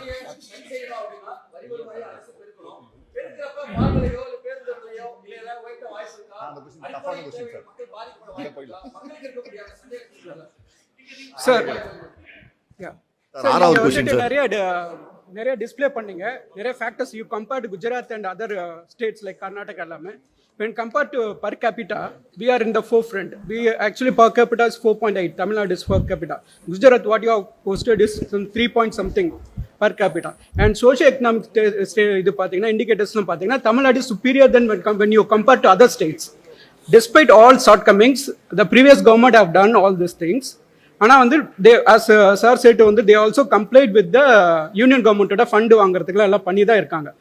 இருந்தாலும் அவங்க போல் ப்ராமிஸை பண்ணியிருக்கோம் நீங்கள், but you are given a better poll ப்ராமிஸ்ன்னு சொல்லிட்டு தான் மக்கள் உங்களுக்கு ஓட்டு போட்டிருக்காங்க.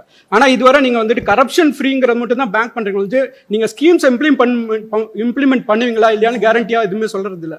யூ ஆர் ஜஸ்ட் கிவிங் நாங்கள் பண்ணுவோம் தான் சொல்கிறீங்க, கரப்ஷன் ஃப்ரீ கவர்மெண்ட் தான் சொல்கிறீங்க வந்து whether you will implement all those schemes and எவ்வளோ டைம்குள்ளே டெலிவர் பண்ணுவீங்க? See sir, we are very clear in our approach. Whatever the Honorable Chief Minister has announced, definitely there will be a timeline which will be discussed with the Honorable Chief Minister. We will get back to you. And the discussion irukku, but the Chief Minister himself will announce. Sir minister தமிழ்நாட்டினுடைய ஒட்டுமொத்த நிதிச்சுமை sir